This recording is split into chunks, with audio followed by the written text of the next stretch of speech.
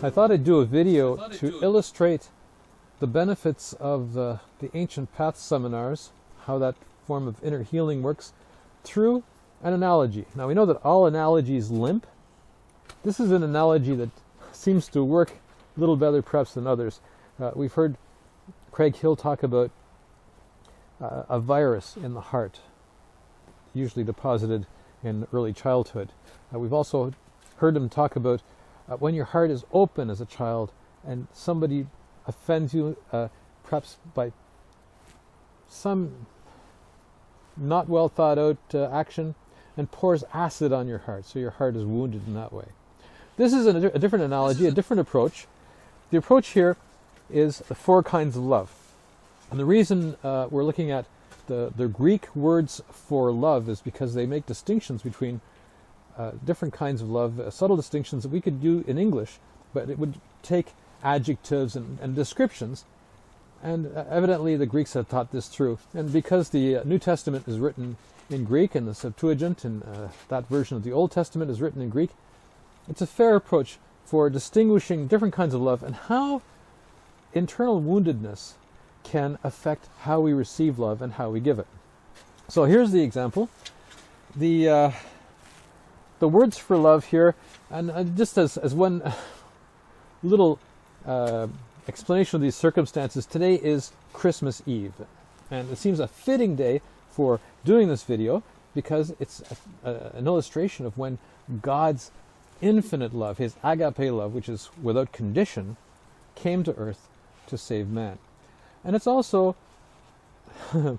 more likely an illustration of my procrastination, because I'd actually thought to do this in the summer, and this would probably have been a more pleasant video had it been shot at, for example, Echo Lake, or if it had been shot in Bethlehem, because it's warmer there. Nonetheless, or on the beach, for example, Love. where Ben Stiller said love 5 times in the movie Heartbreak Kid. Now, he talked mostly about eros, that kind of love, which is illustrated here by this picture, the eros picture. This is a conditional love, actually a self-seeking, self-satisfying love, a love that is intended just for satisfying one's own urges. Now, God made us this way, to have eros in our lives, for good reason. And if a young man is ever asked what attracted him to his wife, in the first instance, it's most likely not that woman's intelligence or kindness. It's probably something on a physical level, hence eros. When done in a healthy way, eros is quite good. In unhealthy ways, can be very destructive. What else do we have here? Filial love, which is a love of giving but also receiving. So it's almost transactional. It could be between brothers. It could be friendships. It could be with a parent, to a degree, although parents tend to give without condition. But that's filial. Here we have agape love. This is unconditional love. This is the love that God gives us. And it's also reflected sometimes in the way we love others, into the degree to which we receive God's love and can transmit that to others. And then there is storge, which is here illustrated by these bulls. Now, storge love is essentially the love we have within us that we can give to others. It's a self-referential love. We have to love and respect ourselves before we can receive and give love to others. And here is where we get into the inner healing process. We'll start with the inner wound process. And it can begin in the womb. We can receive offense as our mother carries us in the womb. If, for example, there's a financial strain, the illustration of the offense or the attack is my drill. So, what happens if, for example, there's a car accident and the mother becomes very stressed? Your mother is under tremendous stress. What if there's not enough money in the bank to cover expenses? How are we going to meet this child's needs? This is what the child receives in the womb. At birth, could be a traumatic birth, could be a difficult birth, could be an umbilical cord around the neck, could be a birth away from hospital, as they're going to the hospital, some sort of stress, yet another wound to the heart. So your storge is getting a little bit affected by your environment. And this is not necessarily an intentional attack from your parents. However, the enemy is using this to put holes in your heart. So storge, it's getting a little more difficult to hold the love that God's going to give you. Now, early childhood. What if, again, some sort of trauma occurs, some sort of pain? At birth, maybe your parents wanted a daughter and you happen to be male, or they wanted a son, you happen to be female. Another hole in the heart. A little later on, different kinds of trauma. Some sort of attack on your dignity, some sort of attack on your intelligence, some sort of attack on your identity.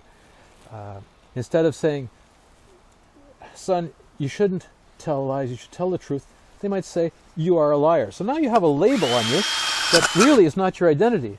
Could be several other kinds of labels that have been imposed upon you. And this can happen right until 8, 9, 10 years of age.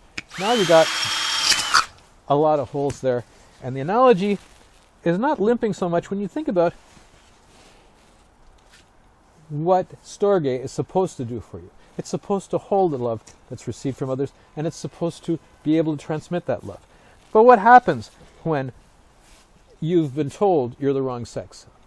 Or who knows what else? If you have an experience of infidelity in your parents, well, you might be attracted to other sexes. You might be another sex. You might be unfaithful in marriage. You might have difficulty loving your wife or husband. So, eros, out of order. Phileo, how do your friendships work out? What's your relationship like with your children? You can't give that love, you can't receive it. And agape, God really wants to bless you with his love, but your storge is just not in a position to receive it. So what happens? It falls through, you can't give it to others either.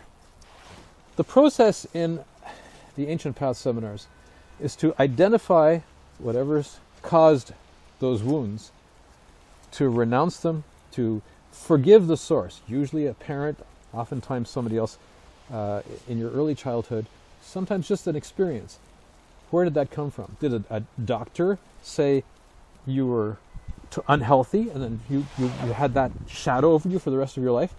Forgive that doctor, repent of believing that, and in that process, God will heal you. And at that point, you have a restored storge. Agape can now fill you, and you can give back. Phileo can now fill you. You can have right relationships. And eros is healthy now. You can have a good relationship with your spouse, or if you're called to celibacy, that can be honored as well. Storge is restored through the Ancient Paths seminars. Love, love, love, love, love. Then in the seminar, that work is sealed with a blessing. The blessing that affirms the identity you're supposed to have.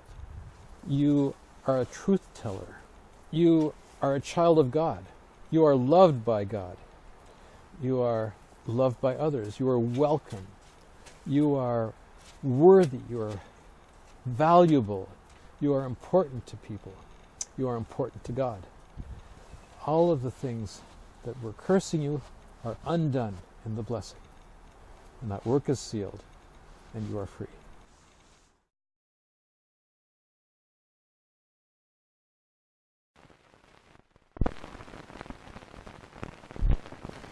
Hey, you forgot to put the drill bit in. Oh. So when eros is out of order, it's like, what the? Ah! Snow angel!